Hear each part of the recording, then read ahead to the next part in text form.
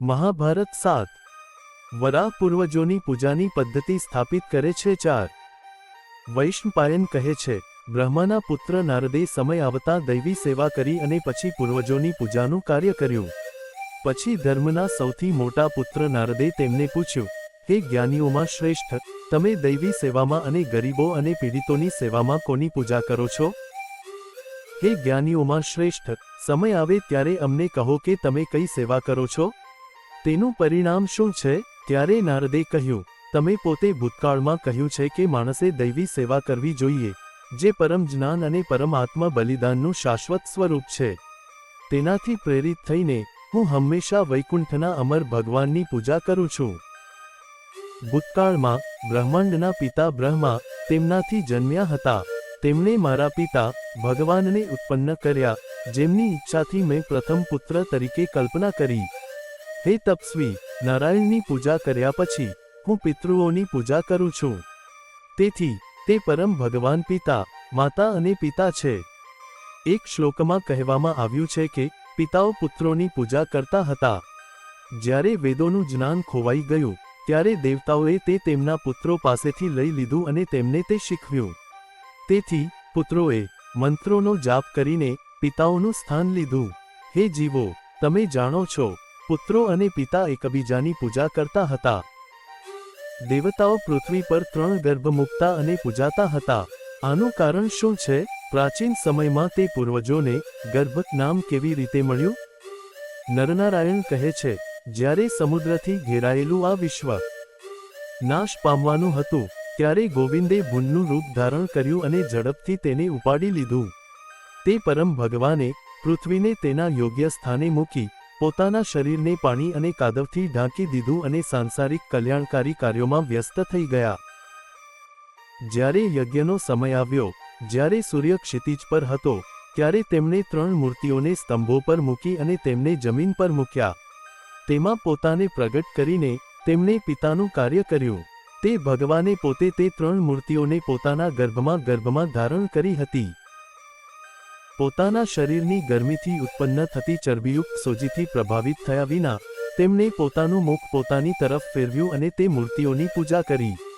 પાછળથી ધર્મ સ્થાપિત કરવા માટે શ્રીહરિએ કહ્યું, ભગવાન વૃષભીએ કહ્યું, હું વિશ્વ પવિત્ર પિતૃત્વ બનાવવાનું નક્કી કર્યું હતું. પિતૃત્વના માર્ગનું ચિક્કાર કરતી વખતે આ 3 મૂર્તિઓ મારા હાથમાંથી દક્ષિણમાં પૃથ્વી પર પડી. તેથી આ પિતા છે. આ 3 નિરાકાર મૂર્તિઓ શરીરના સ્વરૂપો છે. તેમને વિશ્વના શાશ્વત પિતા કહેવા જોઈએ. અહીં પિતા, મહાન પિતા અને આ 3 મૂર્તિઓના મહાન પિતાને હું કહેવા જોઈએ. મારાથી મોટો કોઈ નથી. બીજું કોણ મારી પૂજા કરી શકે? મારા પિતા કોણ છે? હું પિતા છું, પિતૃઓનો પિતા છું. હું કારણ છું. દેવતાઓના દેવ વૃષભીએ કહ્યું. વરાહ પર્વતને દાન આપ્યું, તેની પૂજા કરી અને ત્યાં જ રહ્યા.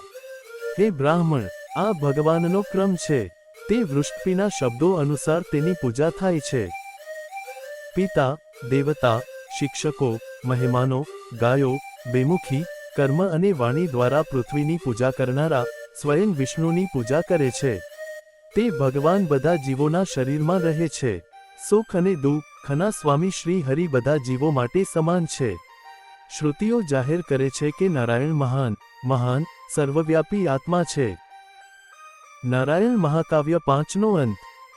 વૈષ્ણપાયને કહ્યું, હે જન્મેજયન, નારદના આ શબ્દો સાંભળીને નારદ એકાંતમાં ભગવાન પ્રત્યે ખૂબ જ સમર્પિત થઈ ગયા. 1000 વર્ષ સુધી નારદના આશ્રમમાં રહ્યા અને ભગવાનની કથા સાંભળીને તેમણે અમર હરિને જોયા અને ટૂંક સમયમાં જ તે પર્વત પર ગયા જ્યાં તેમનો આશ્રમ હતો. તે જ આશ્રમમાં નારદ પણ કઠોર તપસ્યા કરી રહ્યા હતા.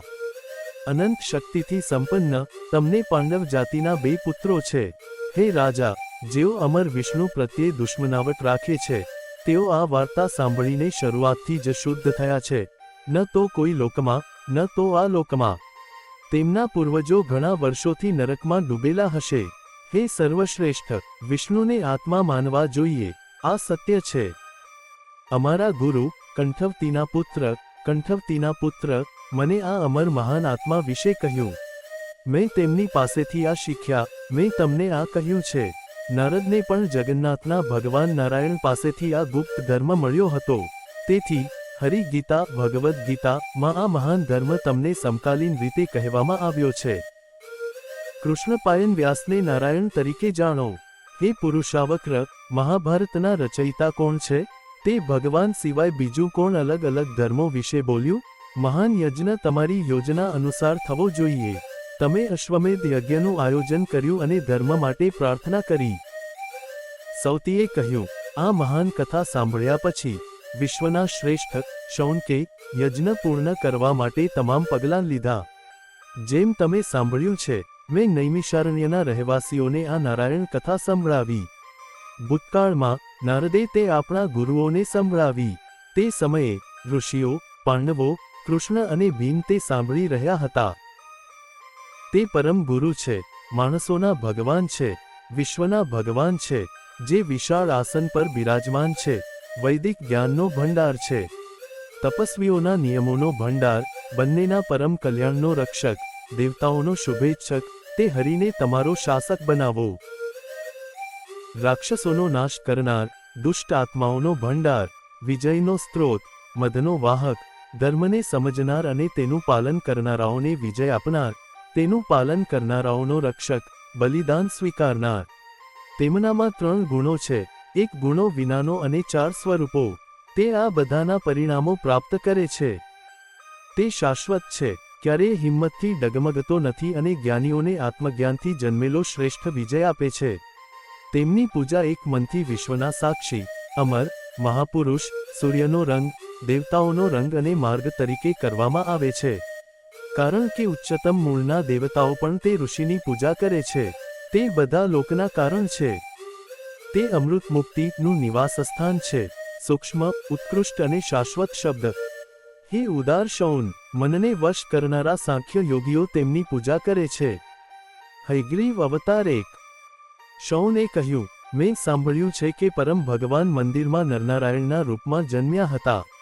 હે પવિત્ર બ્રાહ્મણ, મેં તમને મહાવરમાંથી પિંડપતિ કેવી રીતે આવ્યા અને તેમણે શરૂઆતમાં અને અંતે કયા વિધિઓ સ્થાપિત કરી તે કહેતા સાંભળ્યા છે. મેં સાંભળ્યું છે કે સ્તોત્રોના ભક્ષક નારાયણે સમુદ્રના ઉત્તર પૂર્વ ભાગમાં હયગ્રીવનું સ્વરૂપ કેવી રીતે ધારણ કર્યું અને દેવતાઓના સ્વામી બ્રહ્માને તે સ્વરૂપનું પ્રત્યક્ષ દર્શન કેવી રીતે થયું. હે મહાન ઋષિ, જ્યારે બ્રહ્માએ દેવતાઓમાં સૌથી મહાન, અનંત તેજસ્વી હયગ્રીવને જોયો, ત્યારે તેમણે શું કર્યું? ભગવાનના અવતારને ન સમજવાથી ઉદ્ભવતા આ શંકાને દૂર કરનાર ઉત્તમતી, અમને કહો કે તે મહાન પુરુષે શું કર્યું? અત્યાર સુધી તમે અમને પવિત્ર વાર્તાઓ કહીને પવિત્ર કર્યા છે. જવાબમાં સૂતના પુત્રએ જવાબ આપ્યો, હું તમને આ પ્રાચીન વાર્તા કહી રહ્યો છું, જે વેદ જેટલી જૂની છે. વ્યાસે આ વાત જનમેજના પુત્રોને કહી. શ્રી હરિ હજાગ્રીવના અવતારની વાર્તા સાંભળીને રાજાએ પણ એ જ પ્રશ્ન પૂછ્યો. જનમેજયે કહ્યું, હે પુણ્ય આત્મા, બ્રહ્માએ હજાગ્રીવને કેમ જોયો? મને કહો. વૈશંપાયને કહ્યું, આ જગતમાં દેખાતો દરેક જીવ 5 તત્વોથી બનેલો છે. અદૃશ્ય નારાયણ જગતનો સર્જનહાર છે. તે બધા જીવોનો આંતરિક આત્મા છે, દરેક વસ્તુનો દાતા છે, તે સારા અને ખરાબ બંને છે. હે નિરૂપસ્થમ, મારી વાત સાંભળો. હું તમને કહીશ કે કેવી રીતે 5 તત્વો મોટા પાયે નાશ પામે છે.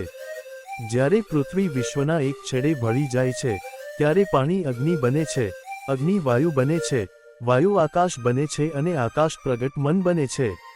પછી પ્રગટ પુરુષ એક અસ્પષ્ટ સ્વરૂપ ધારણ કરે છે. પછી અવ્યક્ત પુરુષ સાથે ભળીને પુરુષ સર્વવ્યાપી બને છે.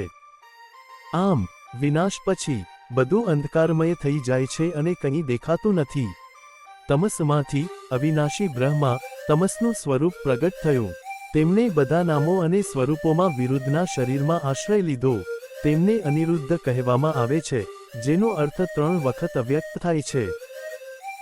તે ભગવાન, જે જ્ઞાન છે, બ્રહ્માંડ છે, હરિ, ભગવાન, તે સૂઈ રહ્યો હતો. તેણે વિચાર્યું કે તે ઘણા ગુણો સાથે એક વિચિત્ર વિશ્વ બનાવશે. તે પાણીમાં સૂઈ ગયો. તે ઘમંડી થઈ ગયો. તે 4 મુખવાળા બ્રહ્મા હતા, બધા જ જગતના પિતા અને હિરણ્યના ગર્ભના સ્વામી. તે કમળમાં શાશ્વત રીતે અદૃશ્ય, કમળ જેવી આંખો સાથે દેખાયા, અને 1000 પાંખડીઓ સાથે કમળ પર બેઠા. તે ભગવાને અદ્ભુત તેજમાં અરાજકતા વિના વિશ્વ જોયું. તે વાસ્તવિક ભગવાન જીવંત પ્રાણીઓના સર્જનમાં રોકાયેલા હતા. કમળના પાન પર સૂર્યના કિરણોની જેમ ચમકતા. નારાયણ ચાંદીના ગુણોનું પ્રતિનિધિત્વ કરતા જેવા પાણીના 2 ટીપા હતા. અમર અચ્યુતે તેમને જોયા. તેમાંથી એકમાંથી મધ જેવો ચમકતો તે તામસિક મધ રાક્ષસ બન્યો, જેને મધુ કહેવાય છે. બીજામાંથી તે કૈદ નામનો રાજસિક રાક્ષસ બન્યો. મધુ કૈદ બદમ 2. કમળના થડમાંથી દોડતા હાથમાં લાકડી લઈને મધુ કૈદ અનંત તેજસ્વી બ્રહ્માને જોયા, જેમણે 4 વેદોને સુંદર સ્વરૂપોમાં બનાવ્યા હતા. વેદોને જોઈને રાક્ષસોએ તેમને છીનવી લીધા. પછી મહાન રાક્ષસો શાશ્વત વેદોને લઈને ઝડપથી ઉત્તર પૂર્વીય સમુદ્રમાં ડૂબકી લગાવી અને પાતાળમાં પ્રવેશ્યા. પછીથી જ્યારે વેદોનું અપહરણ કરવામાં આવ્યું, ત્યારે બ્રહ્મા, જેમણે વેદ ગુમાવ્યા હતા, તેમણે ખૂબ જ દુઃખ સાથે ભગવાન સાથે વાત કરી. વેદ મારી વાસ્તવિક આંખો છે.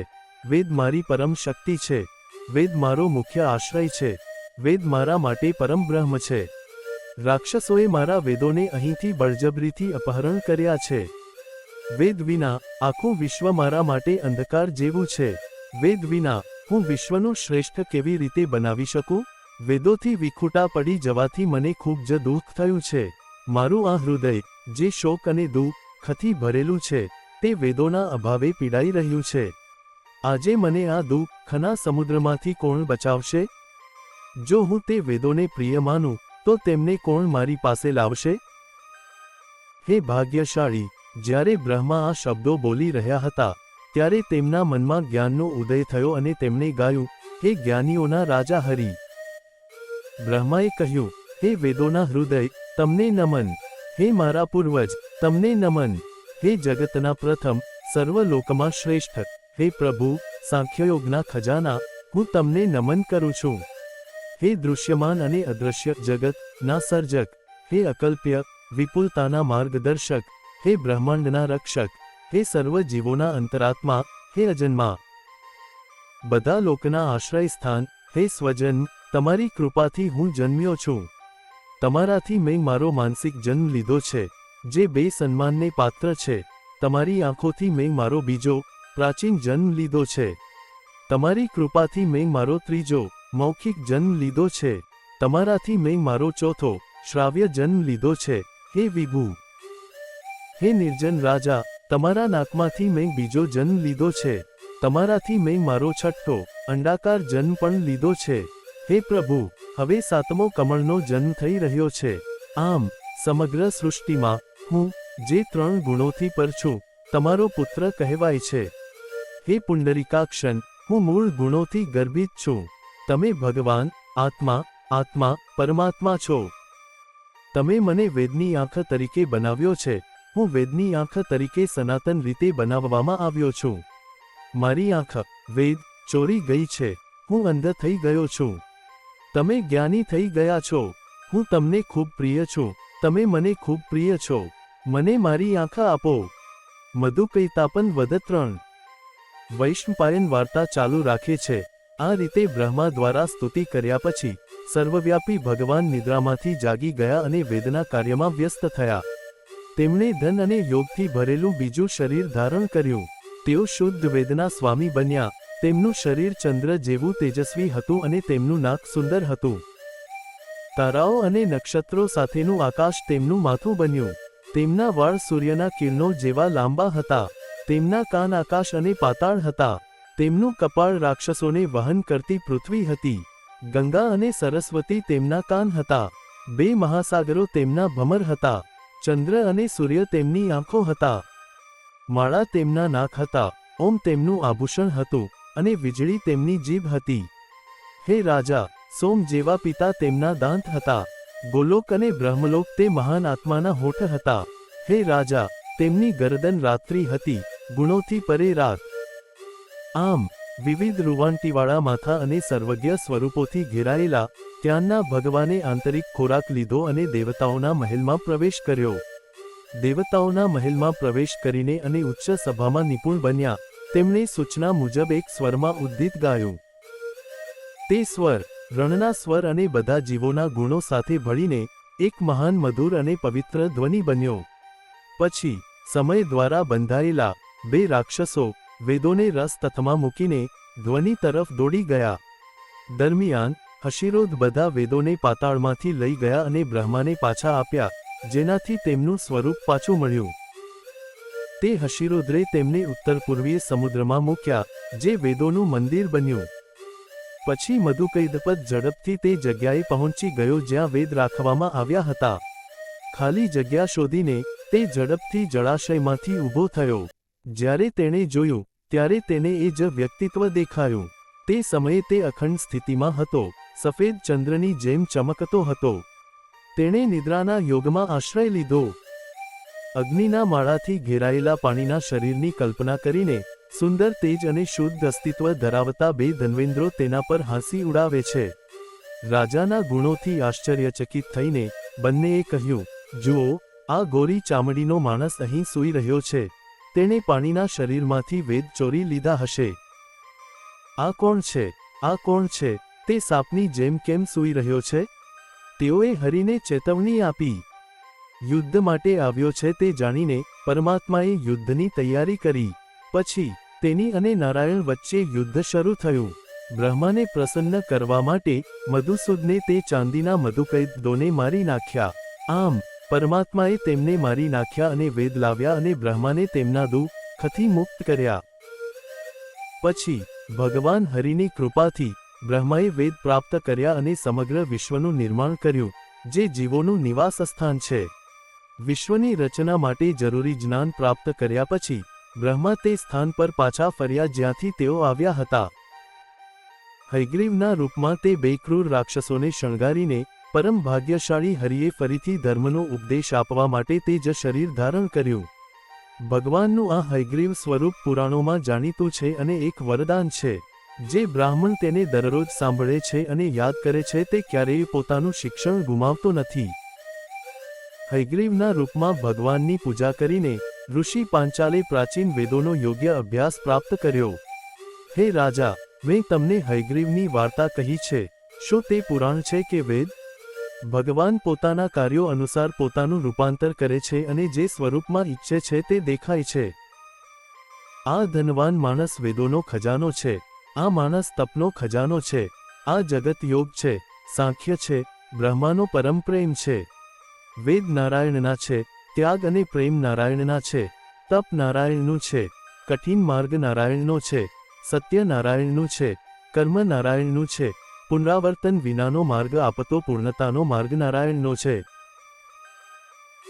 વાંકો માર્ગ નારાયણનો છે, પૃથ્વીનો સુગંધ નારાયણનો છે, મુખનો સ્વાદ નારાયણનો છે, અગ્નિમાનું સ્વરૂપ નારાયણનો છે, હવામાં સ્પર્શ નારાયણનો છે, આકાશનો સ્પર્શ પણ નારાયણ જેવો છે. ત્રણ અવિનાશી ગુણો, કાળ અને તારા બધા નારાયણના છે. દેવતાઓ ખ્યાતિ છે, શ્રીલક્ષ્મી, સાંખ્ય, યોગ બધા નારાયણ જેવા છે. પુરુષ, આધાર, પ્રકૃતિ, ક્રિયા, દિવ્યતા બધા નારાયણના સ્વરૂપો છે. શરીર, ભગવાન, વિવિધ સાધનો, મુખ્ય ક્રિયા, પાંચમું દિવ્યતા. આ પાંચ ક્રિયાઓ કારણ છે. આ બધા માટે હરિ પ્રત્યેની ભક્તિ. જે લોકો પૂર્ણ એકાગ્રતાથી દ્રષ્ટિ જાણવા માંગે છે તેમનું લક્ષ્ય હરિ, મહાન યોગી ભગવાન નારાયણ છે. નારાયણ બ્રહ્મા, વિશ્વ, મહાપ્રભુ અને સંઘીનો માર્ગ છે. કેશવ આત્મસાક્ષાત્કાર કરનાર માણસના મનને જાણે છે, પરંતુ તે પોતાના મનને જાણતો નથી. બધા જ લોકમાં દૈવી કર્મ કરનાર, દાતા, મહાન તપસ્વી બધાનો આશ્રયસ્થાન વિષ્ણુ છે. કારણ કે તે બધા જીવોમાં રહે છે. તે વાસુદેવ છે. તે શાશ્વત પરમ છે. તે મહાન નિર્ગુણ છે. જેમ તે ઋતુમાં પોતાના ગુણો પ્રાપ્ત કરે છે, તેમ તે જ્યારે ઈચ્છે ત્યારે ગુણોનું મિશ્રણ પ્રાપ્ત કરે છે. આ મહાન આત્માનો માર્ગ કોઈ જાણી શકતું નથી. તેનો માર્ગ કોઈ જોઈ શકતું નથી. ઘણા પુરસ્કારોથી સન્માનિત આ વ્યક્તિ તેમની પ્રશંસા કરનારા જ્ઞાની ઋષિઓ દ્વારા મળી હતી. મહાભારત 8 ચાલુ રહે છે.